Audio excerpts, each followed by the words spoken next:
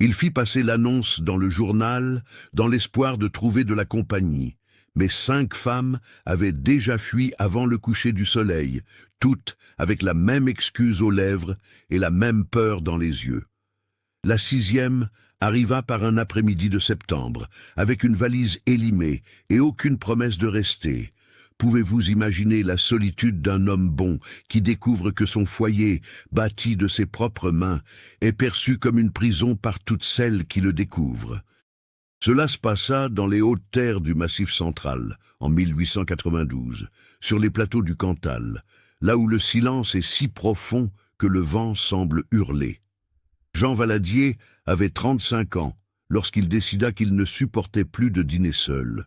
Ce n'était pas un homme qui se plaignait de la vie, il ne l'avait jamais été. Mais ce matin-là de juin, en se réveillant pour la 1000e fois dans une maison vide, il sentit le poids de la solitude comme une pierre sur sa poitrine. La ferme était prospère.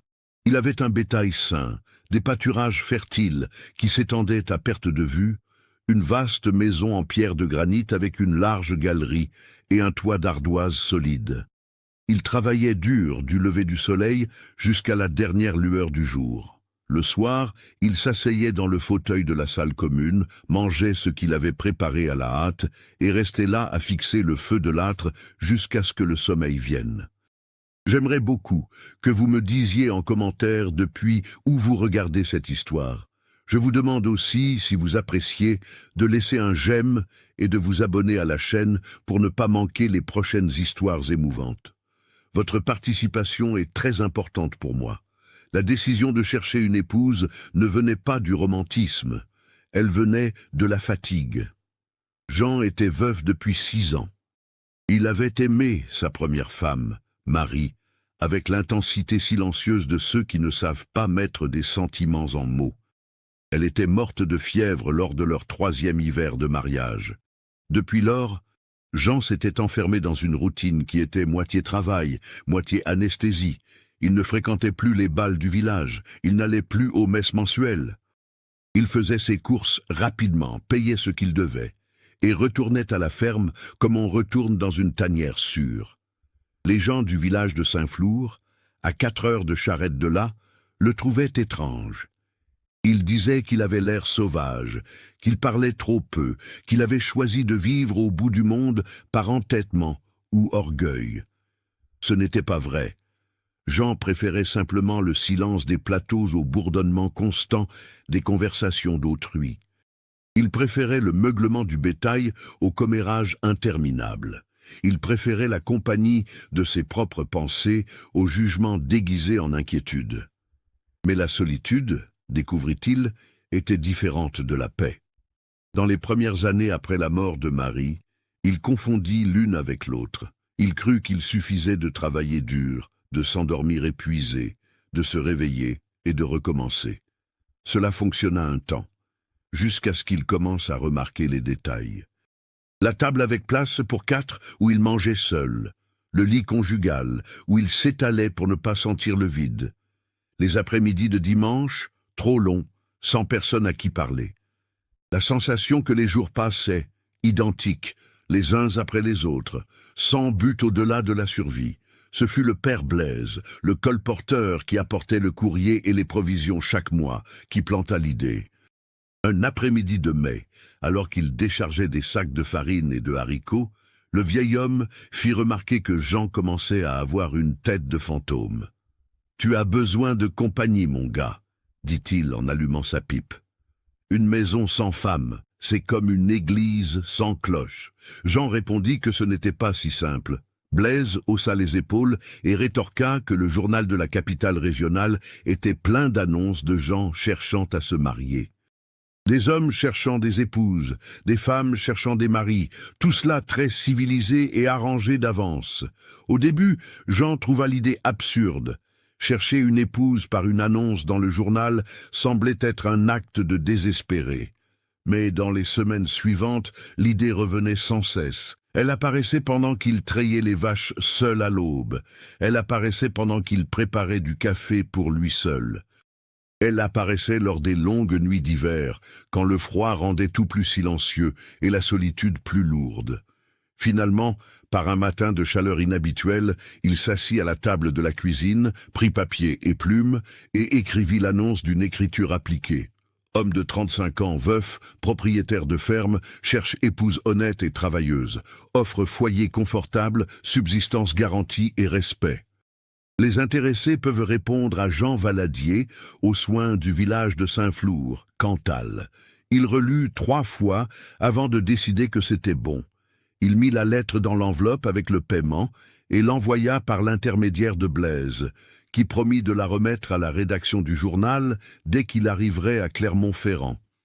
Il fallut presque un mois pour que les premières réponses arrivent. Jean n'en attendait pas beaucoup. Après tout, c'était un homme simple. Il vivait loin, n'avait ni titre ni nom de famille important. Mais 5 lettres arrivèrent ce premier mois-là. 5 femmes différentes, avec des histoires différentes, disant toutes qu'elles avaient intérêt à le rencontrer.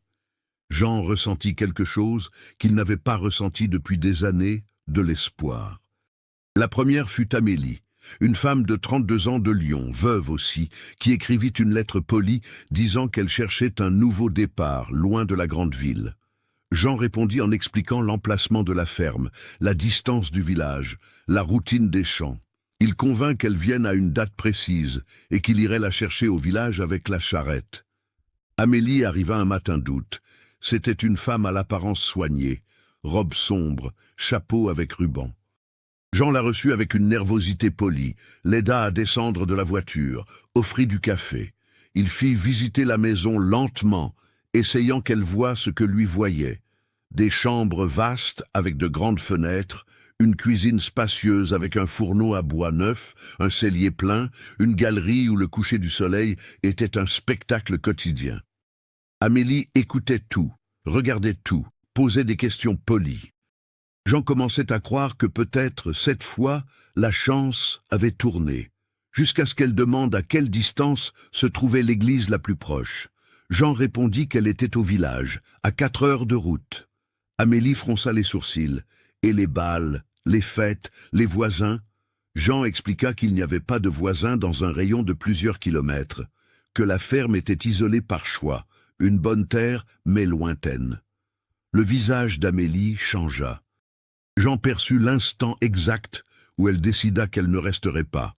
La femme inventa une excuse polie sur le fait d'avoir laissé quelque chose d'important au village, sur le besoin de mieux réfléchir, sur le fait qu'elle n'était peut-être pas la personne adéquate pour ce genre de vie. Jean proposa qu'elle reste au moins pour déjeuner, se reposer du voyage. Amélie refusa avec une délicatesse ferme. Il la ramena au village ce même après-midi, dans un silence quasi complet. Quand elle descendit de la charrette, elle le remercia de sa gentillesse et disparut dans l'auberge sans regarder en arrière. La seconde fut Claire, 27 ans, fille d'un commerçant failli de Vichy. Elle arriva 3 semaines plus tard. Elle était plus jeune, plus enjouée qu'Amélie. Jean sentit un nouveau filet d'espoir. Claire fit l'éloge de la maison, dit qu'elle trouvait tout beau, qu'elle avait toujours rêvé de vivre à la campagne. Mais quand la nuit tomba et que le silence de la ferme s'installa, ce silence profond, sans bruit de calèche, sans voix de voisins, sans rien d'autre que le chant des grillons et le vent dans les arbres, Claire commença à s'inquiéter. Elle demanda si c'était toujours aussi calme. Jean répondit que oui, que c'était la routine. Claire dormit mal. Il le devina à ses pas dans la chambre d'amis durant la nuit. Le matin, elle dit qu'elle avait reçu des nouvelles urgentes de chez elle et devait rentrer. Jean n'insista pas. Il savait reconnaître un mensonge poli. La 3e, la 4e et la 5e suivirent le même schéma. Elles venaient pleines d'attente ou de nécessité. Jean les recevait avec un espoir de plus en plus timide. Il montrait la ferme, expliquait la routine, offrait son honnêteté sur ce qu'était la vie ici. Toutes trouvaient la maison belle, la terre fertile, Jean un homme décent, mais aucune ne parvenait à imaginer une vie dans cet isolement. L'une dit clairement qu'elle deviendrait folle sans personne avec qui converser. Une autre avoua qu'elle avait peur d'un endroit si désert, si loin de tout. La 5e n'attendit même pas la fin de la journée. Elle prétexta un mal de tête et demanda à rentrer avant le déjeuner.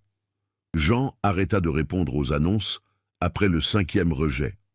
Il eut honte de lui-même, de la ferme, de la vie qu'il avait bâtie. Il commença à croire que le problème, c'était lui. Peut-être était-il trop sauvage, trop taiseux, trop étrange comme on le disait au village. Peut-être que Marie était restée avec lui par pitié ou parce qu'elle ne connaissait rien de mieux. Peut-être était-il destiné à mourir seul dans ses champs, enterré sans personne pour le pleurer. Les semaines passèrent, lourdes. Septembre arriva avec des vents froids qui annonçaient l'hiver. Jean retourna à sa routine de toujours, mais portait désormais la défaite sur ses épaules. Il ne parla à personne des 5 femmes qui étaient parties. Le père Blaise s'en aperçut, car le vieux remarquait tout, mais eut la délicatesse de ne rien dire. Il apportait simplement les provisions, fumait sa pipe, et s'en allait sans poser de questions. Ce fut par un après-midi de septembre, le 23, que Jean vit la carriole monter le chemin de terre. Il n'attendait pas de visite.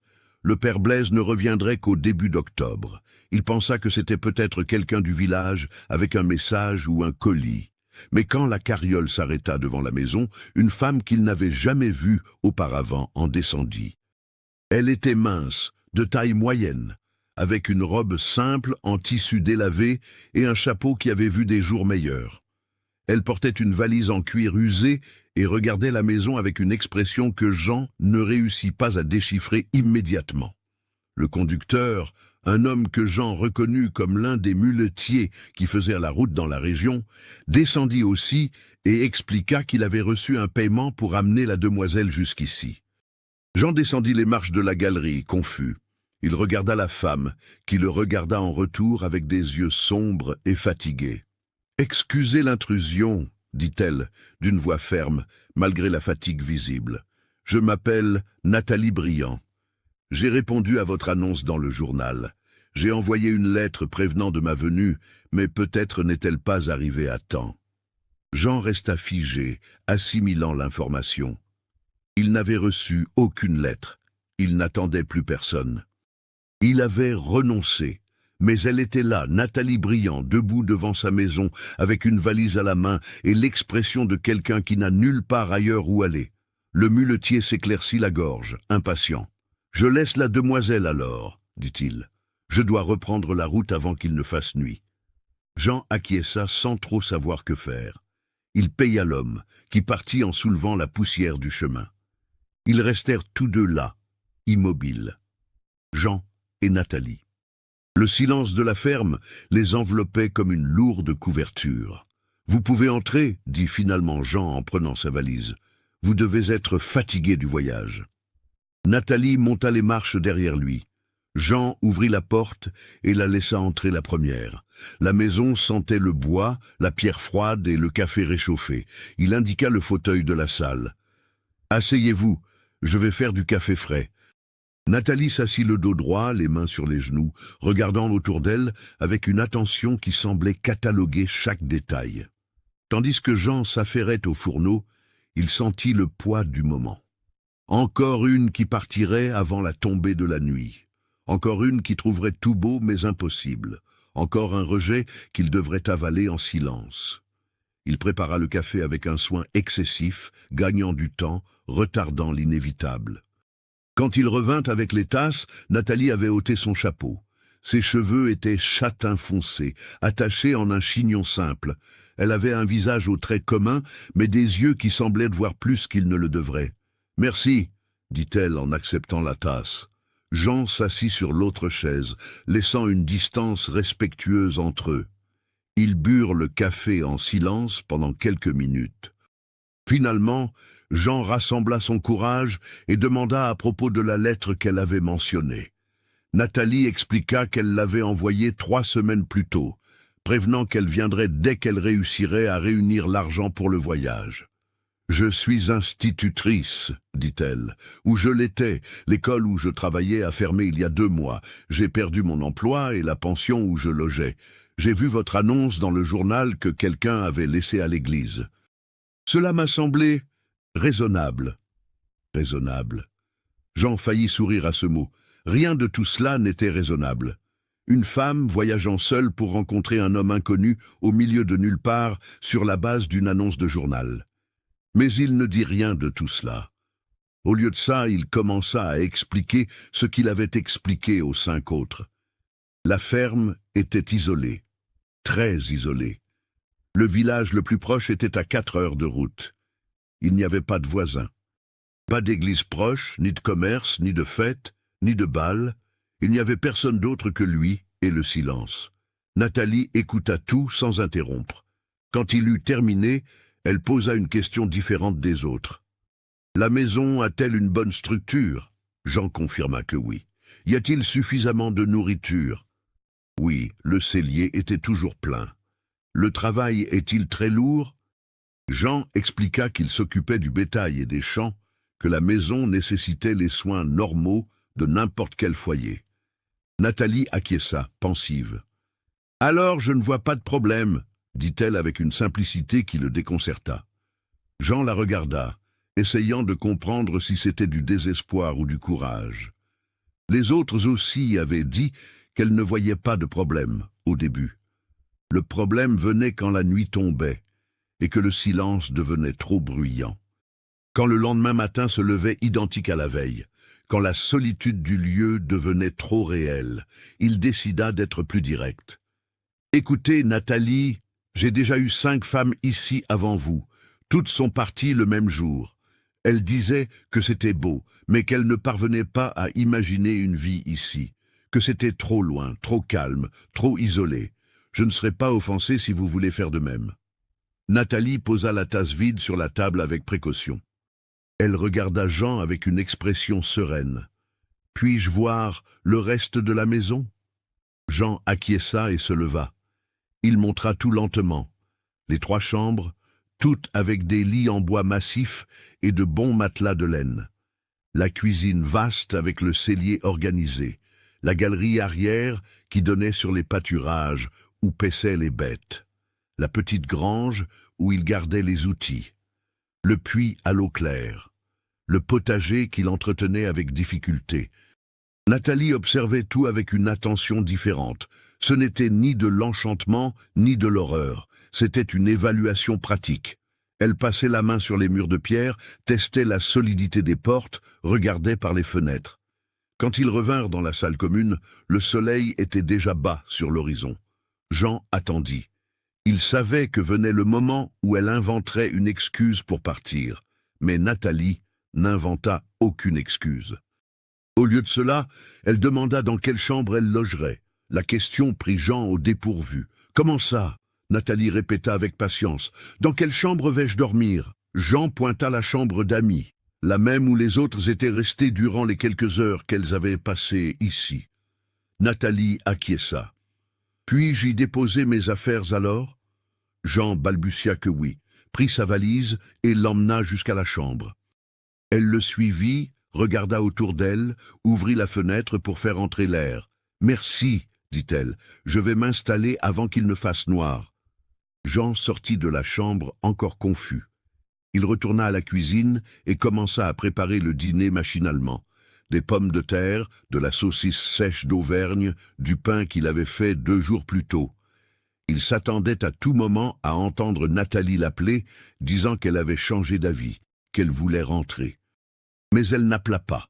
Quand le repas fut prêt, c'est lui qui l'appela. Nathalie apparut dans la cuisine, les cheveux détachés maintenant, tombant sur ses épaules. Elle avait le visage lavé et une expression plus reposée. Ils dînèrent dans un silence quasi complet. Jean ne savait pas quoi dire. Nathalie mangeait lentement, mastiquant bien, sans hâte.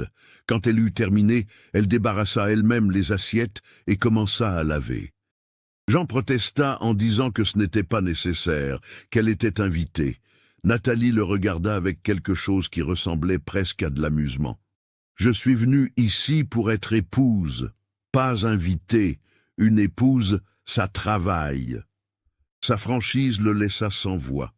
La nuit tomba tout à fait. Le silence de la ferme s'installa, ce silence qui avait fait fuir toutes les autres. Jean alluma la lampe à pétrole de la salle. Nathalie s'assit dans le fauteuil près de la fenêtre, regardant l'obscurité dehors. Jean attendit.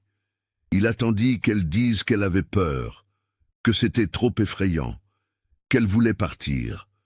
Mais Nathalie ne dit rien de tout cela. Elle resta juste là, à regarder, respirant profondément comme quelqu'un qui réussit enfin à remplir ses poumons après très longtemps. « C'est silencieux », commenta-t-elle après un long moment. Jean confirma que oui, que c'était toujours ainsi. Nathalie tourna le visage vers lui. « Bien », dit-elle simplement. Jean ne comprit pas. « Bien », elle acquiesça. « J'ai passé les dernières années à vivre dans une pension aux murs fins où j'entendais tout ce que les voisins faisaient. J'entendais les disputes, les fêtes, les pleurs. À l'école, c'était 30 enfants qui criaient en même temps. Dans la rue, les charrettes, les vendeurs, les commérages constants. J'étais fatigué du bruit. Ici, c'est du repos. » Jean la regarda, essayant d'assimiler cette réponse. Aucune des autres n'avait parlé ainsi. Aucune n'avait vu le silence comme du repos. Toutes l'avaient vu comme une prison, comme de l'ennui, comme une mort lente. Mais Nathalie voyait différemment. Ses yeux avaient une expression de paix que Jean reconnut, car c'était la même expression qu'il ressentait lui-même quand il revenait du village vers la ferme. « Vous n'allez pas demander à rentrer demain » demanda-t-il à voix basse. Nathalie le regarda directement. « Pourquoi le demanderais-je » Jean ne sut que répondre. Elle continua, la voix ferme mais sans impolitesse. « Écoutez, Jean, je vais être honnête avec vous. Je ne suis pas venu ici par amour. Je ne suis pas venu parce que j'ai lu votre annonce et imaginé un roman à l'eau de rose. Je suis venu parce que je n'ai pas d'emploi, je n'ai pas de maison, je n'ai pas d'argent. Je suis venu parce que j'ai besoin d'un endroit où rester. Mais maintenant que je suis là, je vois que vous non plus, vous ne cherchez pas le grand amour. Vous cherchez de la compagnie, de l'aide, quelqu'un qui partage cette vie. Cela me semble un accord juste. Je reste, je travaille, j'aide. Vous fournissez le toit et la subsistance. Nous sommes adultes, nous pouvons faire fonctionner cela sans avoir besoin de feindre des choses qui n'existent pas. » Son honnêteté brutale fut comme une gifle et un soulagement à la fois. Jean avait passé tant de temps à essayer d'impressionner les autres, à essayer de faire paraître la ferme meilleure qu'elle n'était, à essayer d'être plus charmant qu'il ne le pouvait. Et voilà que Nathalie était là, disant exactement ce qu'elle pensait, sans fioriture, sans mensonge. C'était étrange, c'était inconfortable, c'était aussi rafraîchissant. « C'est d'accord, » dit-il finalement, « nous pouvons essayer. » Nathalie acquiesça satisfaite. « Alors allons dormir. Demain, je commence à apprendre la routine de la maison. » Elle se leva, souhaita bonne nuit et alla dans sa chambre. Jean resta assis dans la salle longtemps après cela, regardant le feu dans l'âtre, essayant de comprendre ce qui venait de se passer. Pour la première fois en 5 tentatives, une femme avait passé la première nuit à la ferme. Pas par enchantement, pas par romantisme, mais par choix pratique et honnête. Il ne savait pas encore si cela marcherait. Il ne savait pas si Nathalie changerait d'idée le lendemain matin ou la semaine suivante, quand l'isolement deviendrait routine et non plus seulement nouveauté. Il ne savait pas s'ils réussiraient à cohabiter, 2 étrangers essayant de construire une vie commune, sans amour pour fondation. Mais pour la première fois depuis longtemps, Jean ressentit quelque chose au-delà de la résignation. Il ressentit de la curiosité. Curiosité sur qui était cette femme, aux yeux fatigués et à l'honnêteté tranchante. Curiosité sur ce qui se passerait les jours suivants. Curiosité sur la possibilité que peut-être, juste peut-être, elle resterait. Nathalie se réveilla au chant du coq et à la lumière du soleil entrant par la fenêtre de la chambre. Un instant, elle ne sut pas où elle était. Le plafond de bois sombre, l'odeur de campagne qui venait du dehors, le silence profond brisé seulement par les bruits de la nature. Puis, elle se souvint. La ferme. Jean. La décision qu'elle avait prise. Elle se leva lentement, sentant son corps endolori par le long voyage de la veille. Elle s'habilla de la robe la plus simple qu'elle avait, attacha ses cheveux en un chignon pratique et sortit de la chambre. La maison était vide. Nathalie marcha jusqu'à la cuisine et trouva du café chaud dans la cafetière sur le fourneau, du pain frais sur la table, du beurre dans un pot en grès. Il y avait un mot écrit d'une écriture soignée à côté. « Je suis sorti traire les vaches. Servez-vous, je reviens vite. » Nathalie prit une tasse, se servit du café, s'assit à la table. Elle mangea lentement, appréciant la saveur simple des tartines de beurre, le café fort et amer. Par la fenêtre de la cuisine, elle voyait les champs s'étendre jusqu'à l'horizon, le ciel bleu sans nuages, le vert intense des pâturages. Quand elle eut terminé, elle lava sa tasse et commença à explorer la maison avec plus d'attention qu'elle ne l'avait fait la veille au soir. La salle commune avait des meubles solides en bois foncé, une grande cheminée en pierre, 2 fauteuils confortables, une petite étagère avec des livres. Nathalie s'approcha de l'étagère, curieuse. Il y avait une quinzaine de livres là, au dos usé par tant d'usages. Elle passa ses doigts sur les titres. Elle reconnut quelques classiques français. Un livre de poésie, 2 sur l'élevage, 1 sur les plantes médicinales. C'étaient des livres lus, aimés, pas seulement de la décoration. La cuisine était spacieuse et organisée. Des casseroles de cuivre pendaient au mur, un cellier avec des étagères pleines de provisions, le fourneau à bois bien entretenu. Nathalie ouvrit le cellier et vit des sacs de farine, de haricots, de riz, de sucre. Il y avait de la saucisse sèche pendue, des pommes de terre en caisse, des oignons, de l'ail. Il y avait de l'organisation ici, de la méthode. Ce n'était pas la maison d'un homme négligent. C'était la maison de quelqu'un qui avait appris à prendre soin de soi avec dignité. Les chambres étaient simples mais propres. La chambre que Jean utilisait avait un lit fait avec une précision militaire, des vêtements pliés sur la chaise, rien qui ne traînait. La chambre d'amis où elle avait dormi avait la même simplicité fonctionnelle.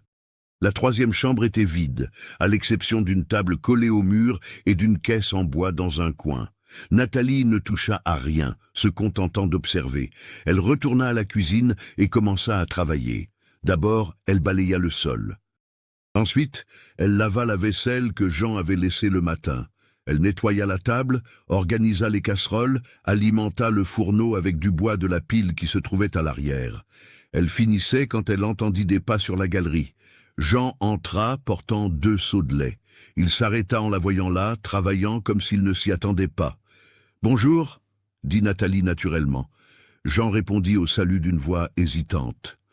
Il posa les seaux sur le plan de travail et regarda autour de lui, remarquant la cuisine plus propre, la maison plus rangée. « Vous n'aviez pas besoin... » commença-t-il. Nathalie l'interrompit avec une fermeté polie. « Nous avons convenu hier.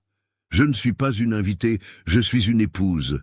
Une épouse, ça travaille. » Jean n'eut pas de réponse à cela. Il acquiesça simplement et commença à filtrer le lait en utilisant un linge propre et un récipient en terre cuite. Nathalie l'observa travailler. Jean avait de grandes mains calleuses, mais des gestes soigneux. Il filtrait le lait avec attention, sans hâte, s'assurant qu'il était propre. Quand il eut fini, il sépara une cruche pour la consommation et mit le reste dans de plus grands récipients pour faire du fromage plus tard. Nathalie demanda s'il faisait son propre fromage. Jean confirma que oui, qu'il avait appris par nécessité quand sa première femme était morte. Ce n'était pas aussi bon que celui que Marie faisait, admit-il, mais c'était mangeable. La mention de l'épouse décédée laissa un bref silence entre eux.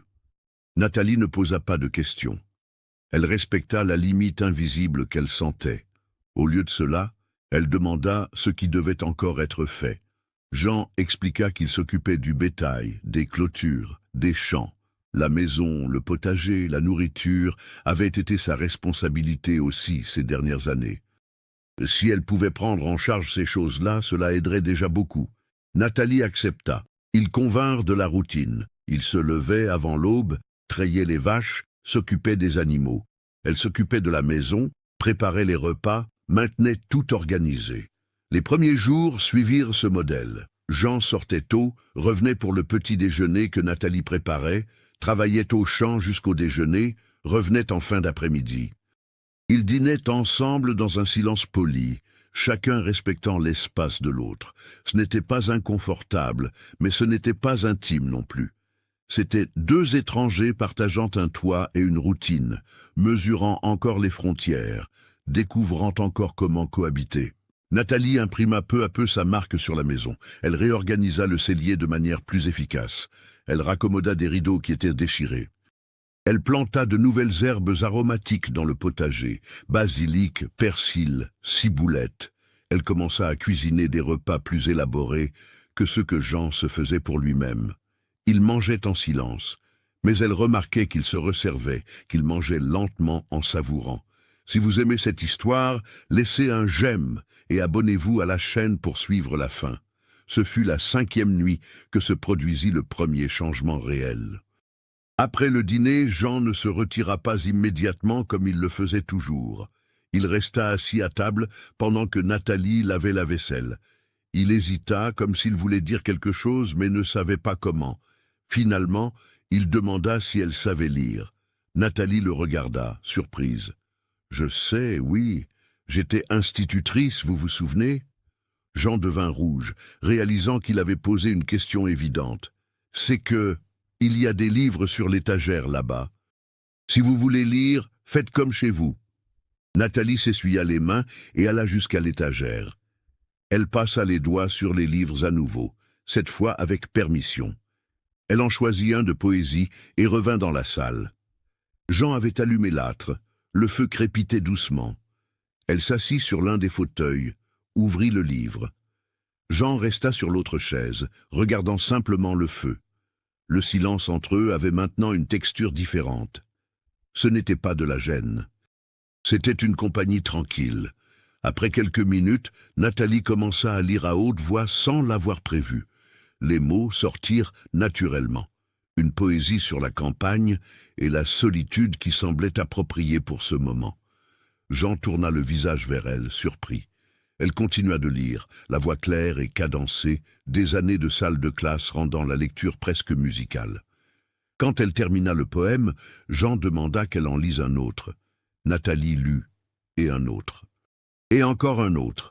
Ils restèrent là jusqu'à tard, elle lisant, lui écoutant, le feu craquant, la nuit froide au dehors. Quand ils allèrent finalement dormir, Jean la remercia. « Ça faisait longtemps que je n'avais pas entendu de poésie, » dit-il à voix basse. C'était bon. Nathalie sourit, le premier sourire sincère qu'il voyait sur elle depuis son arrivée.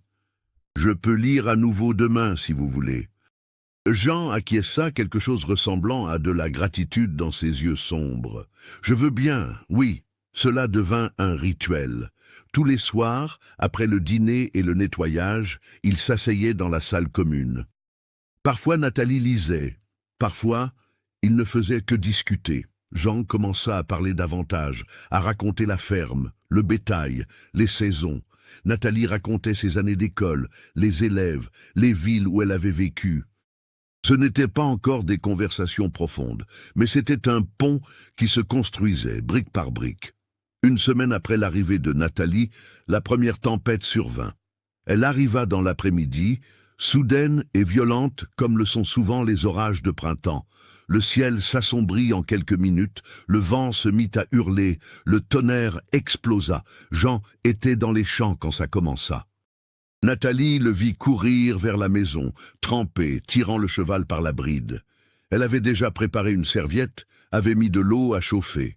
Quand il entra, elle lui tendit la serviette sans rien dire. Jean se sécha, changea de vêtements, revint à la cuisine tremblant de froid. Nathalie avait préparé un thé chaud avec du miel. Il but, reconnaissant. L'orage dehors redoublait, la pluie battant les fenêtres comme si elle voulait entrer de force. Nathalie tira les rideaux, alluma plus de lampes, maintint le fourneau allumé. La maison devint chaude et illuminée tandis que dehors, le monde semblait finir. « Ça va durer 3 jours comme ça ?» dit Jean en regardant par la fenêtre. « Quand l'orage vient de cette façon, il dure. » Nathalie ne parut pas inquiète. « Nous avons de la nourriture ? » ?»« Nous en avons. »« Du bois ? » ?»« Suffisamment. Alors nous serons bien. » Jean la regarda avec une admiration grandissante. Les autres avaient paniqué pour beaucoup moins. Claire avait été terrifiée par une pluie faible, mais Nathalie voyait la tempête comme un inconvénient, pas comme une tragédie. Pendant les 3 jours suivants, ils restèrent isolés dans la maison. La pluie ne s'arrêtait pas, le vent abattit des branches. Le chemin devint un bourbier infranchissable. Jean ne pouvait sortir que pour traire les vaches. Il dut attendre de brefs intervalles entre les averses pour faire le nécessaire en courant. Le reste du temps, il restait à l'intérieur. Ce fut durant ces 3 jours qu'ils commencèrent vraiment à se connaître. Sans travail extérieur pour occuper Jean, sans routine rigide à suivre, ils ne restèrent que d'eux et le temps. Ils discutèrent plus durant ces 3 jours que durant toute la semaine précédente. Jean raconta avoir grandi dans cette région, avoir travaillé depuis l'enfance pour aider son père, avoir acheté cette terre avec de l'argent gagné à la sueur de son front, avoir construit la maison pierre par pierre, avoir rencontré Marie à une fête de village et s'être marié à 24 ans, avoir eu 3 années heureuses avant qu'elle ne meure. Sa voix tremblait en parlant de sa femme morte. Nathalie ne l'interrompit pas, n'offrit pas de platitude vide. Elle écouta simplement, avec une attention respectueuse.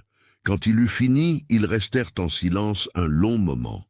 Finalement, Nathalie parla de sa propre vie, d'être devenue orpheline à 16 ans, d'avoir étudié pour être institutrice avec le peu d'argent que ses parents avaient laissé, d'avoir travaillé dans 5 écoles différentes en 12 ans, déménageant toujours parce que les écoles fermaient ou parce que des problèmes surgissaient.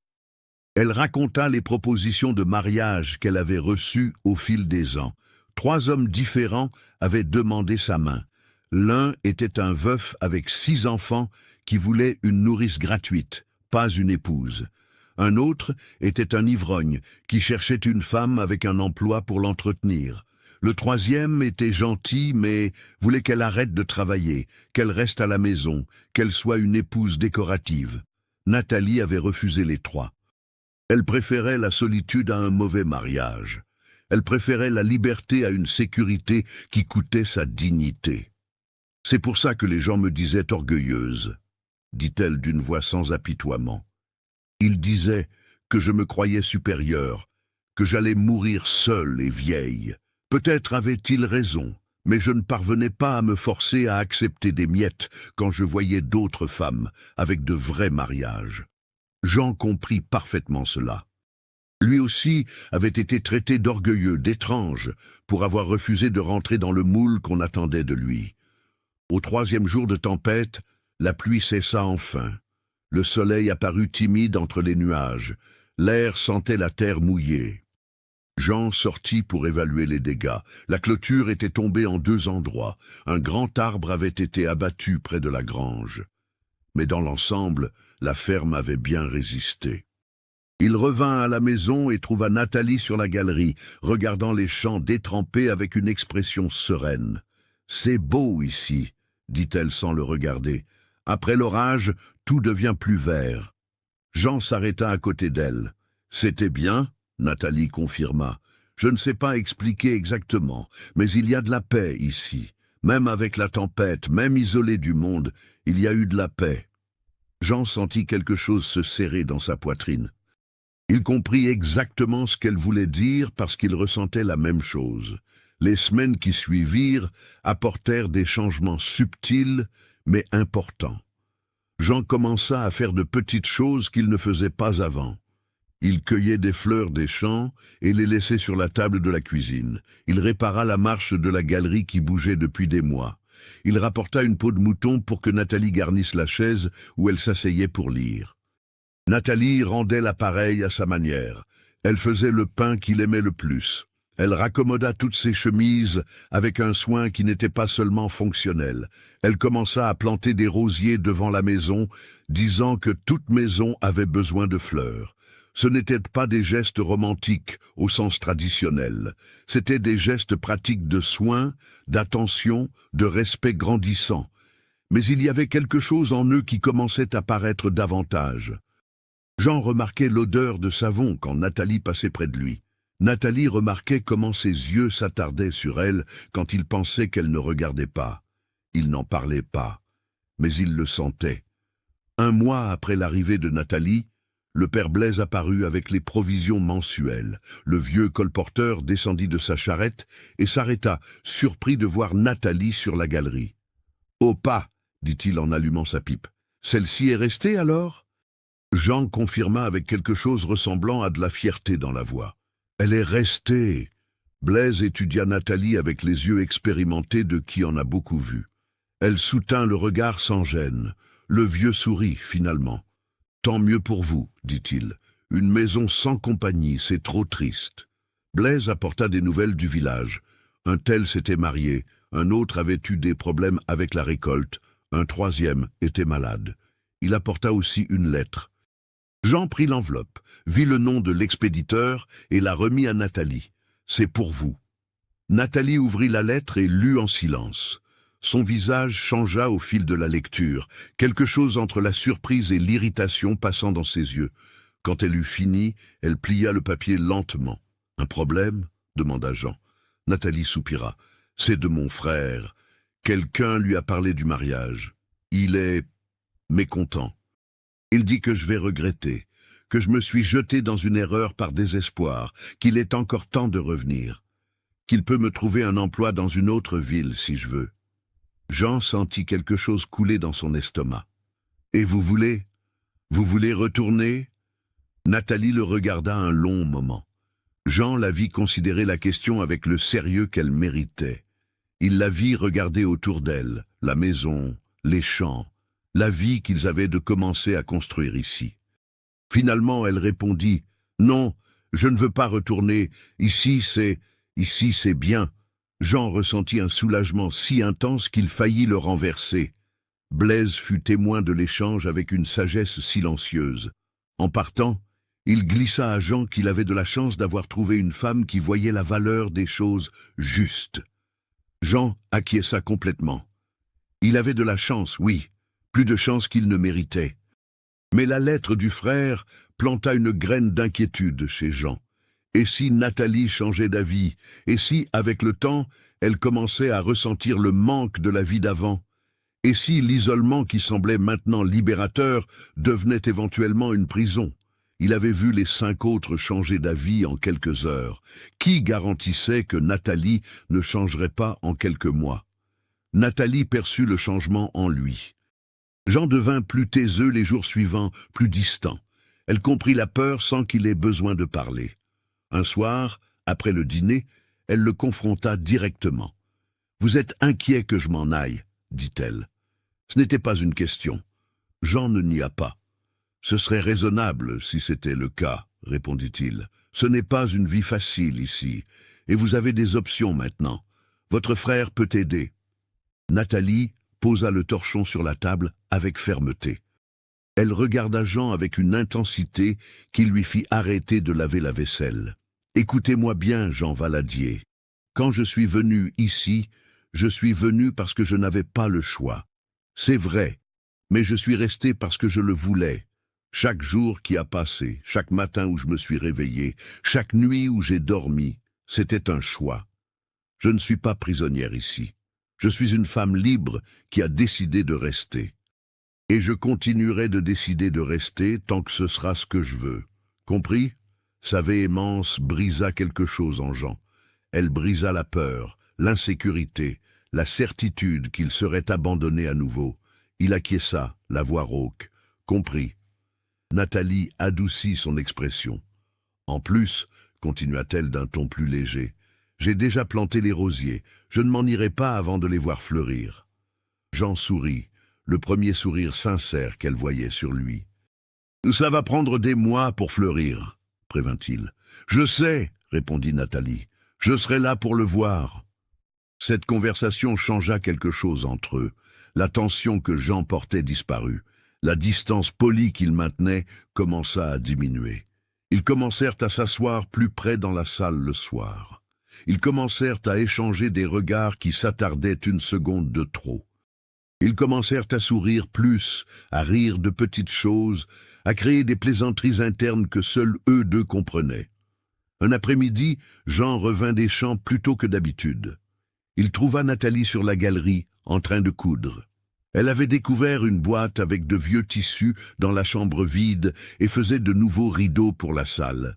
Le soleil de l'après-midi illuminait ses cheveux, qui étaient détachés et tombaient dans son dos.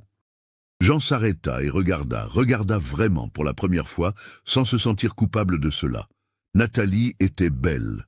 Pas de façon évidente, pas de la façon qui attire l'attention dans une fête. Elle était belle de la façon dont l'eau fraîche est belle après une journée chaude, de la façon dont le silence est beau après beaucoup de bruit. Une beauté calme, solide, réelle. Elle leva les yeux et le surprit en train de regarder. Ils restèrent ainsi un moment suspendus, l'air entre eux chargé de quelque chose de nouveau. « Besoin d'aide ?» demanda Jean d'une voix étrange même pour lui. Nathalie sourit doucement. « Vous pouvez tenir le rideau pour que je voie la longueur ?» Jean s'approcha, prit le bout du tissu. Il se tenait très près, plus près qu'il ne l'avait été depuis son arrivée. Jean sentit l'odeur de savon et de romarin qui venait d'elle. Nathalie sentit la chaleur qui émanait de lui, une odeur de soleil et de travail honnête. « C'est bon comme ça ?» demanda-t-elle, la voix plus basse que nécessaire. Jean déglutit. « C'est bon. » Nathalie soutint son regard une seconde de plus avant de retourner au travail. Mais le sourire qui jouait au coin de ses lèvres disait qu'elle savait exactement ce qui s'était passé à ce moment-là. Ce soir-là, après la lecture, après les conversations, quand ils allèrent dormir, Jean arrêta Nathalie avant qu'elle n'entre dans sa chambre. « Nathalie, » commença-t-il, hésitant. Elle attendit. « Je suis content que vous soyez restée. Très content. » Nathalie inclina la tête, étudiant son visage. « Je suis contente aussi, Jean. » Ils restèrent là, immobiles dans le couloir sombre, voulant en dire plus, sans savoir comment. Finalement, Nathalie fit quelque chose d'inattendu. Elle tendit la main et toucha son bras, un toucher léger et rapide, mais qui brûla à travers le tissu de la chemise. « Bonne nuit, » dit-elle. « Bonne nuit, » répondit-il, la voix rauque. Elle entra dans sa chambre, ferma la porte. Jean resta figé dans le couloir un long moment, sentant l'endroit où elle l'avait touché, sachant que quelque chose avait changé entre eux de façon irréversible. À partir de ce jour, la nature de leur relation commença à se transformer.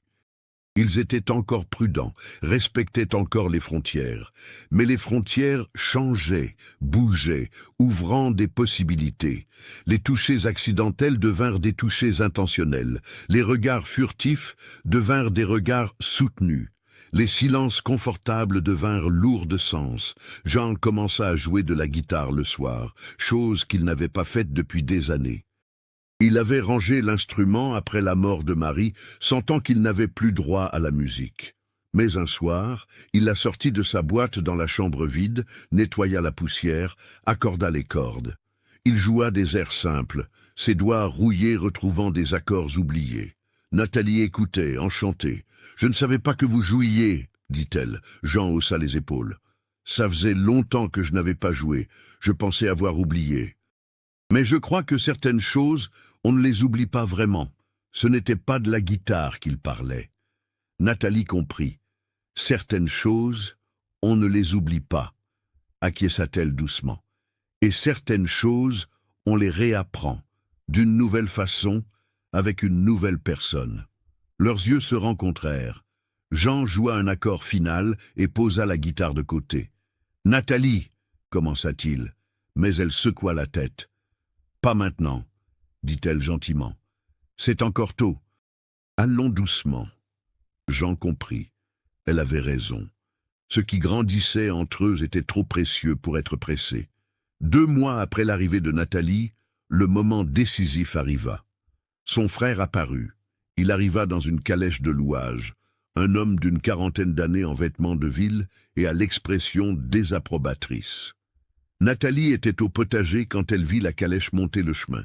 Elle sut immédiatement qui c'était. Elle appela Jean, qui était dans la grange. « Mon frère, » dit-elle simplement.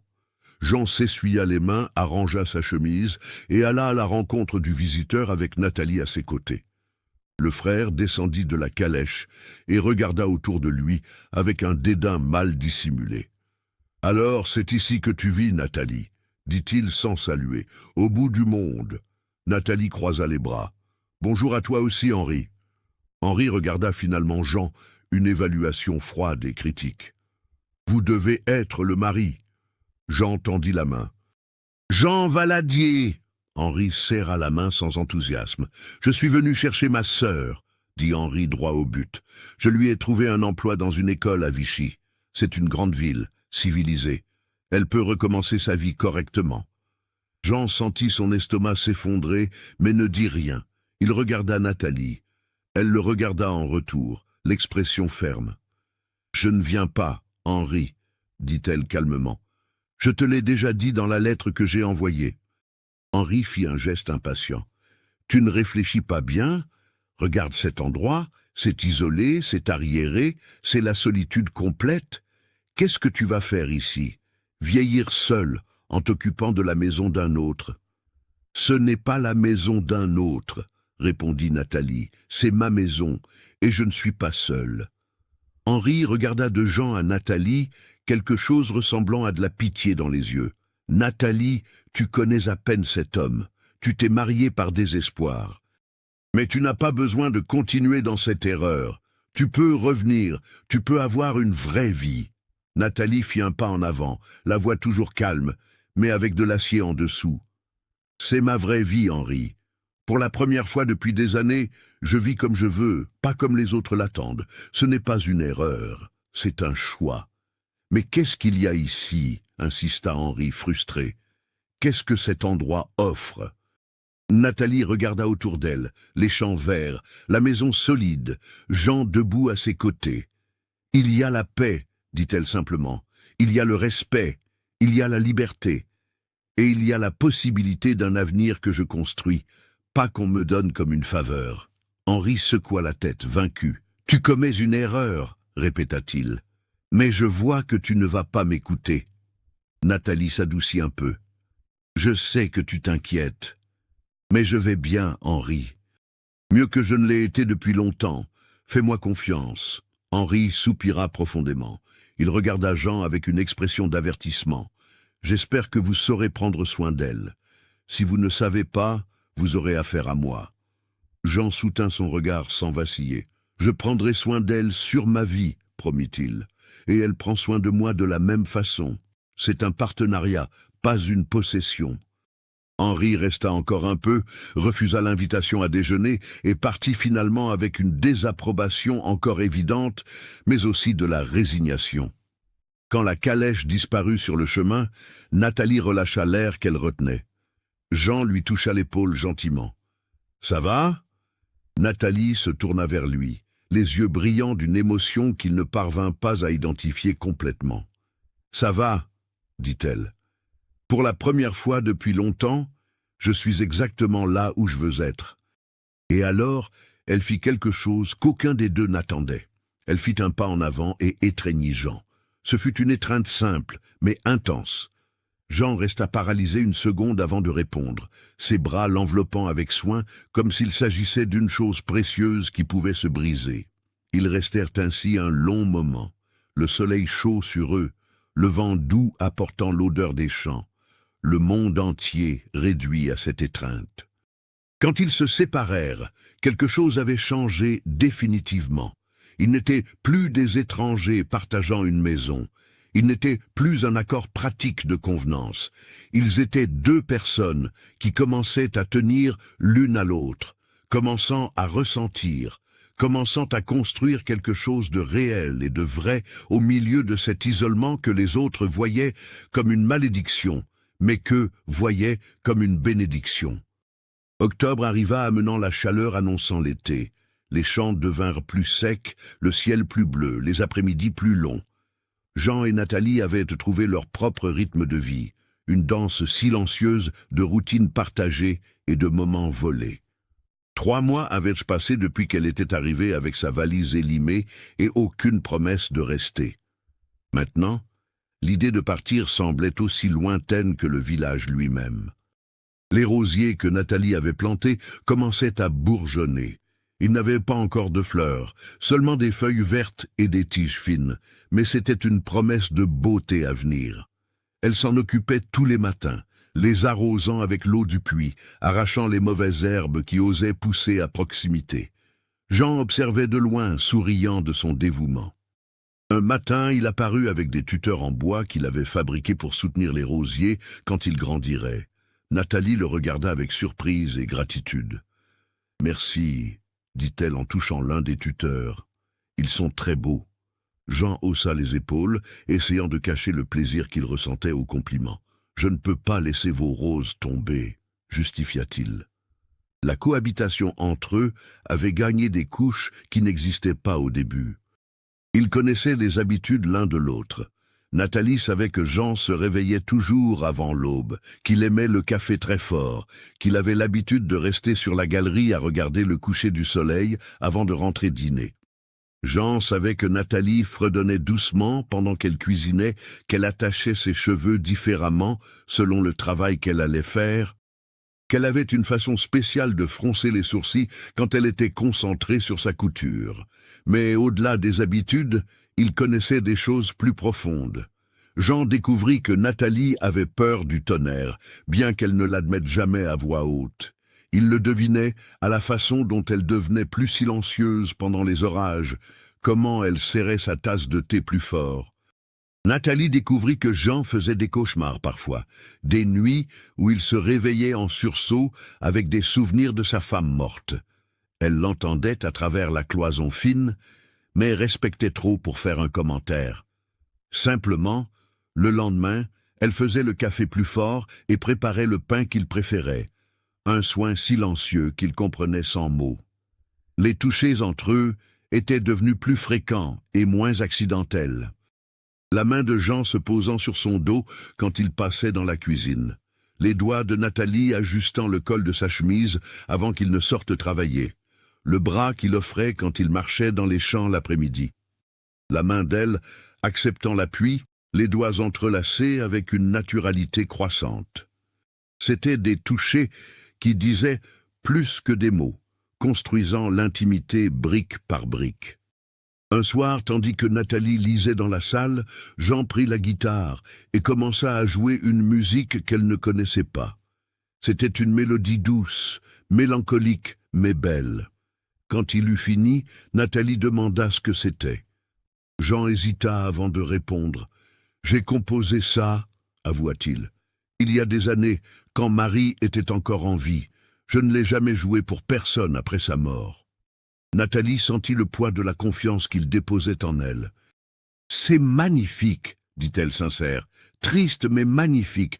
Vous pouvez la jouer encore ?» Jean joua à nouveau et cette fois Nathalie prêta attention à chaque note, chaque pause, chaque accord. Quand il eut terminé, elle dit quelque chose qu'elle n'avait pas planifié. « Vous savez ce qu'il faut à cette musique? Elle a besoin d'une suite. La partie triste existe déjà, mais il manque la partie où l'espoir revient. » Jean la regarda un long moment. Alors, devant elle, il reprit la guitare et commença à jouer une nouvelle séquence, des accords plus légers, un rythme plus joyeux. Il improvisa une suite qui transformait la mélancolie en quelque chose proche de la joie. Nathalie sourit, et quand il eut fini, elle avait les yeux brillants. « Parfait, » dit-elle tout bas. C'était parfait. Cette nuit-là, quand ils allèrent dormir, Jean s'arrêta dans le couloir, comme c'était devenu l'habitude. Mais cette fois, au lieu de simplement dire au revoir, il prit son courage à deux mains. « Nathalie, » commença-t-il, la voix hésitante, « je suis heureux, très heureux, et c'est grâce à vous. » Nathalie sentit son cœur s'accélérer. « Je suis heureuse aussi, Jean. » Ils restèrent à se regarder, l'air entre eux chargé de possible. Jean fit un pas en avant, lentement, lui laissant le temps de reculer si elle le voulait.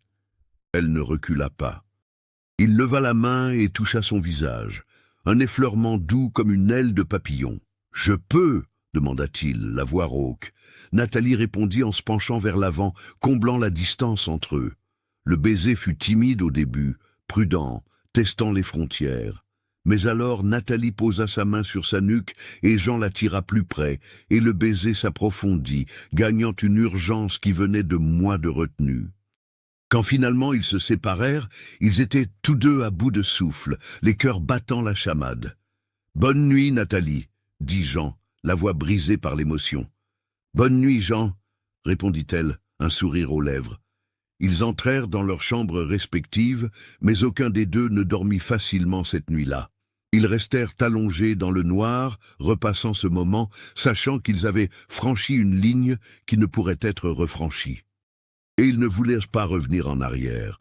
Les jours suivants apportèrent un changement dans la dynamique entre eux. Ce qui avait été prudent et respectueux devint ouvertement affectueux. Jean embrassait le front de Nathalie quand il sortait travailler. Nathalie tenait son visage entre ses mains quand il revenait poussiéreux des champs. Il s'asseyait plus près sur le canapé le soir, le corps d'elle appuyé contre le sien, sa tête sur son épaule. Ils n'avaient pas encore parlé explicitement de ce qui se passait, mais tous deux le savaient. Cela cessait d'être un accord pratique pour devenir un vrai mariage. Si vous aimez cette histoire, laissez un j'aime et abonnez-vous à la chaîne. Un après-midi, Nathalie était au potager en train de cueillir des tomates quand elle sentit une présence derrière elle. Elle se retourna et vit Jean debout là, la regardant avec une expression intense. « Il s'est passé quelque chose ?» demanda-t-elle, inquiétude immédiate. Jean secoua la tête. « Non, c'est juste, je pensais... » « À quoi ?» Il fit un pas en avant. « À la chance que j'ai. À comment tu aurais pu partir comme toutes les autres, mais tu es resté. À comment cette maison était vide et maintenant elle est pleine. À comment j'étais seul et maintenant je ne le suis plus. » Nathalie lâcha le panier de tomates et alla vers lui. « Jean, » dit-elle en prenant ses mains, « je ne suis pas resté par pitié. Je ne suis pas resté par obligation. Je suis resté parce que je le voulais, et je continue ici parce que je le veux. Parce que ceci, » elle fit un geste autour d'elle, « nous deux, cette vie que nous construisons, c'est bon, c'est réel, c'est ce que je veux. » Jean la tira pour une étreinte serrée. « Je t'aime, » dit-il contre ses cheveux, les mots sortant sans planification. « Je t'aime, Nathalie. » Nathalie sentit les larmes piquer ses yeux. Il avait fallu tant de temps pour que quelqu'un lui dise ça vraiment. Il ne le disait pas par convenance, il ne le disait pas par intérêt. Il le disait parce qu'il le ressentait. Elle s'écarta juste assez pour regarder son visage. « Je t'aime aussi, » répondit-elle. Et cette fois, quand ils s'embrassèrent, ce fut différent. Ce n'était plus un test, ce n'était plus de la prudence. C'était une confirmation, c'était un engagement, c'était une promesse. Cette nuit-là, Nathalie ne dormit pas dans la chambre d'amis. Elle déménagea dans la chambre que Jean occupait, dans le lit conjugal qu'il avait utilisé seul pendant tant d'années. Ils restèrent éveillés jusqu'à tard, discutant dans le noir, faisant des plans, partageant des rêves. Jean parla d'agrandir l'élevage, de construire une plus grande grange. Nathalie parla de transformer la chambre vide en vraie bibliothèque, de peut-être apprendre à lire et à écrire à ceux qui voudraient apprendre quand ils viendraient à la ferme. « Tu crois que quelqu'un viendrait jusqu'ici pour apprendre ?» demanda Jean dubitatif. Nathalie sourit dans l'obscurité. « Si le père Blaise répand la nouvelle, il y a toujours des gens voulant apprendre. Et ça n'a pas besoin d'être une école formelle. Ça peut être juste aider qui en a besoin. » Jean embrassa son front. « Tu es trop bonne pour ce monde, » dit-il. Nathalie rit doucement. « Et toi, tu es trop bon pour croire que tu es bizarre parce que tu aimes la paix. » Ils restèrent enlacés, écoutant les bruits de la nuit dehors, et pour la première fois depuis des années, ils dormirent tous les deux sans poids, sans peur, sans solitude. Les mois suivants furent faits de découvertes et de constructions. Ils découvrirent ce que c'était de se réveiller enlacés, ce que c'était de commencer la journée par un baiser et de la finir par un autre. Ils découvrirent le plaisir de travailler côte à côte, lui dans les champs, elle à la maison, mais toujours conscient de la présence de l'autre. Ils découvrirent que l'amour n'était pas seulement un grand geste romantique, mais c'était aussi un café fait de la bonne façon, une chemise raccommodée avec soin, un mot d'encouragement un jour difficile, un silence confortable qui n'avait pas besoin d'être rempli. Le père Blaise remarqua le changement quand il revint en novembre. Il descendit de sa charrette et vit Jean et Nathalie travaillant ensemble à la réparation de la clôture, riant de quelque chose que l'un avait dit. Le vieux colporteur sourit autour de sa pipe. « Vous deux avez l'air heureux, » commenta-t-il. « Nous le sommes, » répondit Nathalie sans hésitation. « Très heureux. » Blaise regarda Jean. Et toi, mon gars, toujours ta tête de fantôme. Jean sourit, un sourire large et sincère que le vieux n'avait pas vu depuis des années. Non, la maison a de la vie maintenant. L'été arriva fort, apportant une chaleur intense et un travail doublé. Mais même la chaleur ne diminuait pas leur entrain.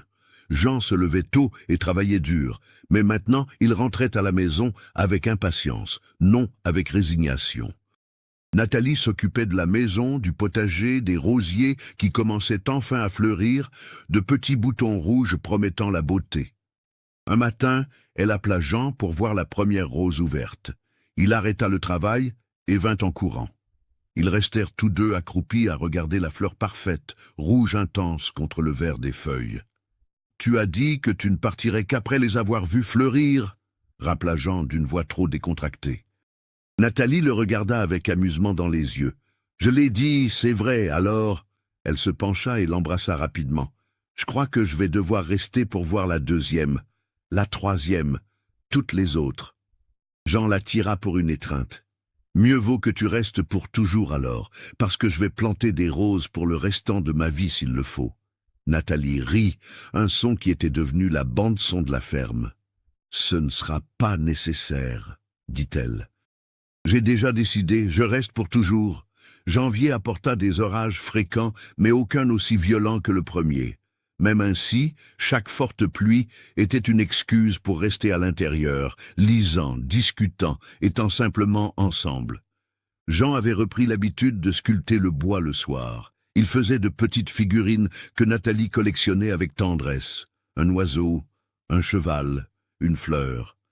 Un soir, il lui remit une figurine différente. C'était un couple enlacé, deux formes qui se fondaient en une seule. « C'est nous !» expliqua-t-il timide. Nathalie tint la sculpture avec soin, les yeux humides. « Elle est parfaite !» chuchota-t-elle. « Je la garderai pour toujours. » Février fut un mois de décisions pratiques. Ils allèrent ensemble au village. Un long voyage, mais nécessaire. Ils avaient besoin d'enregistrer le mariage officiellement. Besoin de prévenir que Nathalie habitait à la ferme de façon permanente. Le village entier fut curieux. Les gens les regardaient avec un mélange de surprise et de spéculation. Jean, l'ermite étrange, avait réussi à trouver une épouse qui restait. Nathalie, l'institutrice orgueilleuse, avait accepté de vivre au bout du monde. Ils rencontrèrent Madame Françoise, la femme qui gérait la pension où les autres candidates avaient logé. La vieille dame regarda Nathalie de haut en bas. « Alors c'est vous, celle qui est restée, » dit-elle. « Toutes les autres ont dit qu'il était impossible de vivre là-bas. » Nathalie serra la main de Jean avec fermeté.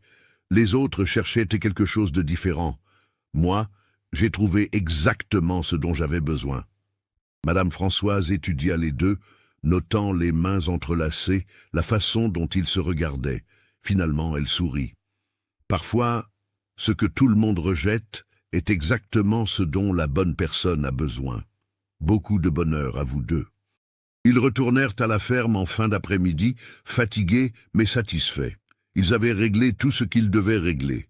Maintenant, ils étaient officiellement mariés aux yeux de la loi, pas seulement par un accord privé. Quand ils arrivèrent, Jean aida Nathalie à descendre de la charrette et l'attira pour un long baiser. « Bienvenue à la maison, Madame Valadier », dit-il quand ils se séparèrent. Nathalie sourit. « Il fait bon être chez soi, Monsieur Valadier. » Mars apporta une petite crise. Nathalie reçut une autre lettre de son frère, cette fois plus amicale. Henri écrivait disant qu'il avait accepté son choix, mais demandait qu'elle vienne visiter au moins une fois par an, qu'elle ne disparaisse pas complètement de la vie de la famille. Nathalie montra la lettre à Jean, inquiète de sa réaction. Jean lut en silence, puis la rendit. « Tu devrais y aller, » dit-il. « C'est ton frère. La famille ne te manque pas ?» Nathalie hésita. « Si, » admit-elle, « mais j'ai peur d'y aller et que tu penses que je ne vais pas revenir. » Jean prit son visage entre ses mains. « Nathalie, je te fais confiance, complètement.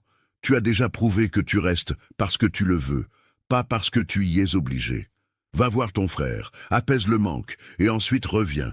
Je serai là à t'attendre. » Sa confiance l'émut profondément. Ils convinrent qu'elle irait en avril, resterait une semaine et reviendrait. Quand l'heure du voyage arriva, Jean l'emmena jusqu'au village et attendit que la diligence parte. Nathalie fit ses adieux avec un long baiser et une promesse ferme. « 1 semaine, je reviens dans 1 semaine. » Jean fit signe jusqu'à ce qu'elle disparaisse sur la route, puis retourna à la ferme seul. La maison semblait étrangement vide sans elle. Il travailla doublement pour ne pas penser à l'absence, mais le soir, la solitude revenait. Ce n'était pas la même solitude d'avant, quand elle était permanente et lourde. C'était le manque, ce qui était différent, mais qui faisait mal quand même. Nathalie revint exactement comme promis, 7 jours plus tard. Jean la vit descendre de la diligence et sentit un soulagement si grand que ses jambes faillirent flancher. Elle courut vers lui et se jeta dans ses bras. « Tu m'as tellement manqué !» dit-elle contre sa poitrine. Jean l'étreignit avec force. « Toi aussi. Comment c'était ?» Nathalie raconta la visite. Comment le frère avait été plus réceptif cette fois. Comment la famille avait finalement accepté sa décision. « Mais je leur ai aussi raconté, dit-elle en souriant, que chaque jour, loin d'ici, a été difficile. Que j'ai compté les jours pour revenir, que mon foyer n'est plus la ville, c'est ici, avec toi. » Avril et mai passèrent dans un rythme tranquille de bonheur quotidien. Ils faisaient des projets pour l'avenir. Jean parla d'apprendre à Nathalie à mieux monter à cheval, pour qu'elle puisse venir avec lui quand il aurait besoin de vérifier le bétail dans les pâturages lointains. Nathalie parla de faire un plus grand potager, peut-être d'élever des poules. Ils discutèrent de la possibilité de construire une galerie plus grande, avec un toit étendu pour pouvoir s'asseoir dehors, même quand il pleuvait. Juin apporta le froid de l'hiver. Les nuits devinrent longues et glaciales, parfaites pour rester enroulées sous d'épaisses couvertures, l'âtre allumé, discutant de tout et de rien. Une nuit, Nathalie posa une question qui la taraudait. « Jean, tu penses encore à elle? À Marie ?» Jean ne se mit pas sur la défensive. « J'y pense, » admit-il. « Parfois, mais pas de la façon dont j'y pensais avant. Avant, c'était comme une blessure qui ne fermait pas. Maintenant, c'est un souvenir. Un bon souvenir d'un temps qui fut bon, mais qui est passé. Tu n'es pas en compétition avec un fantôme, Nathalie. Tu es réelle, tu es ici, et c'est toi que j'aime maintenant. » Nathalie acquiesça, satisfaite de son honnêteté. « J'avais peur de ça, » avoua-t-elle, « d'être un second choix, que tu sois avec moi juste parce qu'elle n'est plus là. » Jean se tourna vers elle, de l'intensité dans les yeux. « Tu n'es pas un second choix. Tu es le bon choix au bon moment. Marie a été importante, je ne vais pas le nier. Mais tu es mon présent et mon futur. C'est différent, mais ce n'est pas moins, c'est même plus, parce que maintenant je connais la valeur de ce que j'ai. » Nathalie l'embrassa, déversant tout l'amour qu'elle ressentait dans ce baiser. Juillet fut un mois de travail intense. La clôture avait besoin de réparations étendues. Une partie du toit de la grange devait être remplacée. Jean travaillait du lever au coucher du soleil. Nathalie l'aidait quand elle pouvait, mais maintenait aussi la maison en état de marche, la nourriture préparée, tout organisé. Ils étaient une vraie équipe, chacun faisant sa part, confiant en l'autre.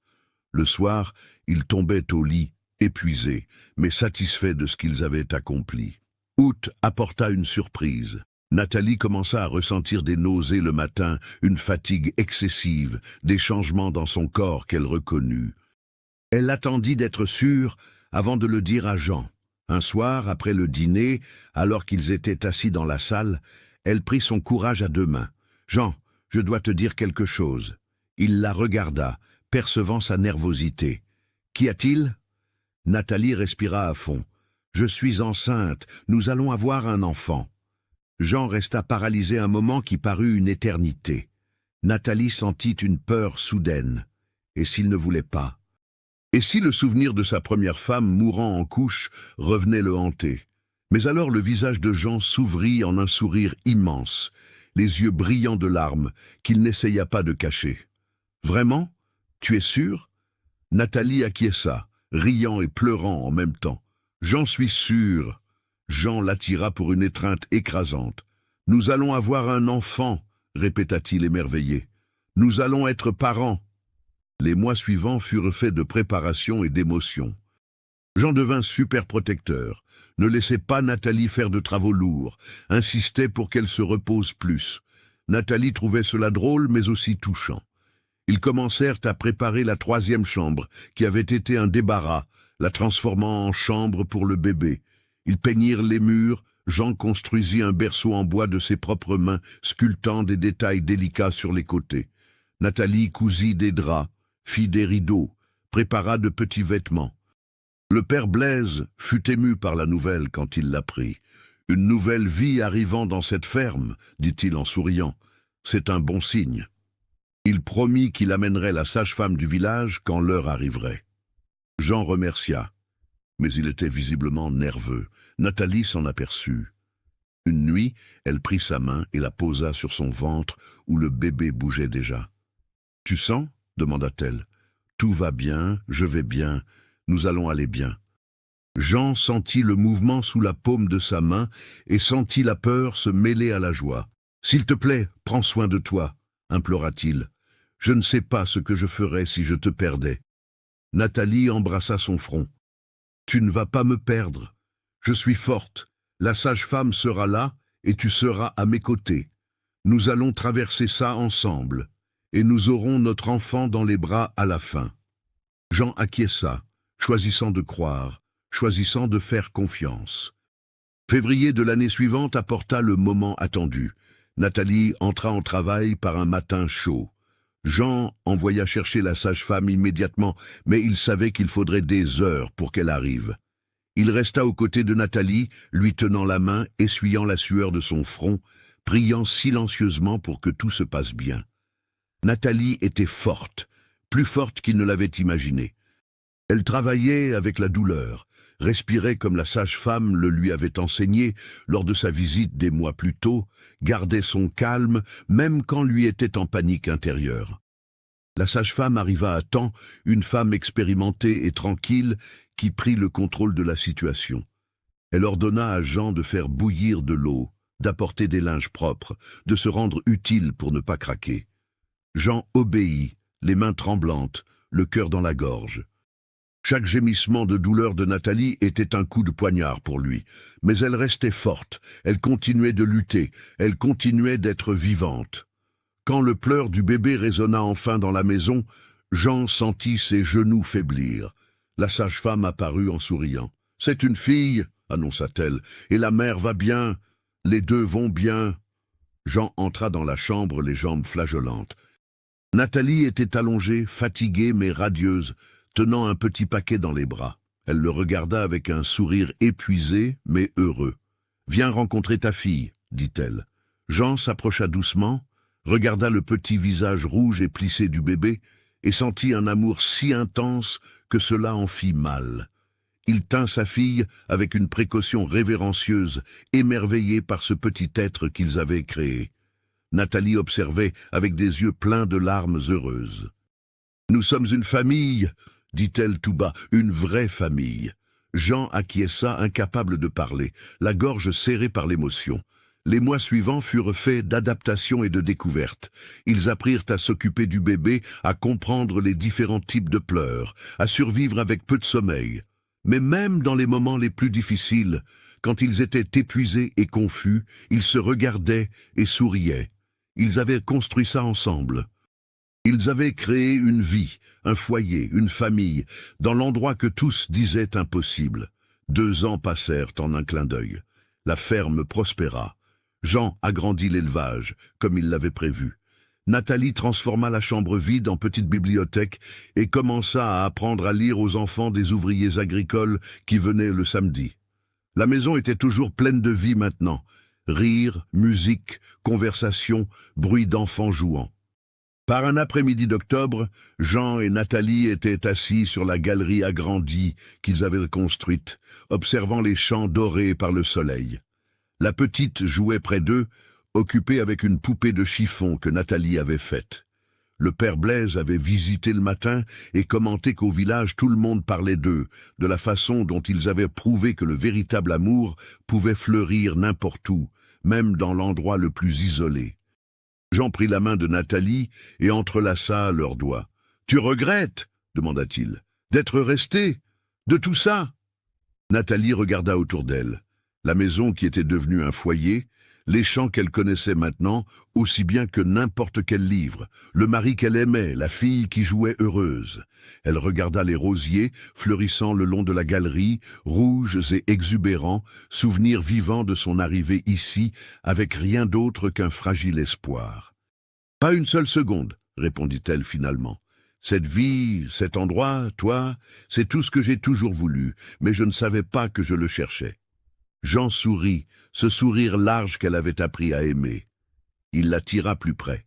« Moi aussi, dit-il. J'ai passé des années à croire que j'étais destiné à la solitude, que personne ne supporterait de rester ici. Et alors tu es arrivé, et tu as tout transformé. Tu n'as pas changé l'endroit. Tu as changé ma façon de voir l'endroit. » Nathalie posa sa tête sur son épaule. « Tu sais ce qui est drôle? Toutes ces femmes qui sont venues avant moi ont vu une prison. Elles ont vu un isolement impossible. Mais moi, j'ai vu la liberté, j'ai vu la paix, j'ai vu la possibilité. » Jean embrassa le sommet de sa tête. « C'est pour ça que tu es resté, parce que tu voyais avec des yeux différents, parce que tu étais la bonne personne, pas juste n'importe qui. » Le soleil commença à se coucher, peignant le ciel de tons orange et roses. La brise douce apporta l'odeur des champs et des fleurs. La petite courut vers eux, demandant les bras, et Jean la souleva, la mettant sur ses genoux, tandis que Nathalie se blottissait à côté. Ils restèrent ainsi, tous les trois, regardant le jour finir, reconnaissant pour la vie qu'ils avaient bâtie ensemble. Au village, les gens continueraient de parler du fermier étrange qui vivait au bout du monde, et de l'institutrice orgueilleuse qui avait accepté d'y vivre. Ils diraient que c'était de la chance, que c'était le destin, que c'était un miracle. Mais Jean et Nathalie savaient la vérité. Ce n'était pas de la chance, c'était un choix. Le choix quotidien de rester, d'aimer, de construire quelque chose de réel au milieu de l'isolement que les autres craignaient. Les 5 femmes qui étaient venues avant Nathalie avaient vu la ferme telle qu'elle était. Nathalie avait vu ce qu'elle pourrait être. Elle avait vu non seulement l'endroit, mais l'homme, non seulement l'isolement, mais la paix, non seulement la solitude, mais la possibilité d'une compagnie véritable. Et dans cette vision différente, dans ce choix courageux de rester quand il serait plus facile de partir, elle avait trouvé tout ce dont elle avait besoin. Des années plus tard, quand des visiteurs occasionnels demandaient comment elle supportait de vivre si loin de tout, Nathalie souriait toujours et donnait la même réponse. Ce n'est pas loin de tout. C'est loin de ce qui n'importe pas et près de ce qui importe. Et cela fait toute la différence. Jean, entendant cela, prenait toujours sa main et la serrait 3 fois. Un code silencieux qu'ils avaient développé, signifiant « Je t'aime ». La ferme continua de prospérer. La bibliothèque grandit, les roses se multiplièrent, la famille resta unie, et dans le silence des champs, dans l'isolement qui avait éloigné tant d'autres, Jean et Nathalie trouvèrent non seulement l'amour, mais un foyer, pas parce que l'endroit avait changé, mais parce qu'ils avaient enfin trouvé quelqu'un qui voyait le même endroit et n'y voyait pas une limitation, mais une liberté. Pas la fin du monde, mais le commencement de tout. Et ainsi, dans la ferme que personne ne voulait, dans l'isolement que tous craignaient, 2 âmes solitaires bâtirent la vie la plus complète qu'elles pouvaient imaginer. Ils prouvèrent que parfois, l'endroit que tout le monde rejette est exactement l'endroit où la bonne personne fleurit, où l'amour véritable grandit, où les histoires impossibles deviennent réalité. Le soleil finit de se coucher. Les étoiles commencèrent à apparaître dans le ciel sombre.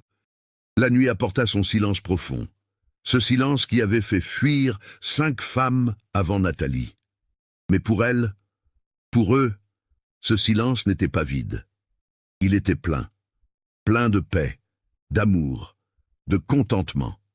C'était la bande-son parfaite pour la vie qu'ils avaient choisie, ensemble, dans la ferme isolée qui était devenue le foyer le plus complet qu'ils auraient pu désirer.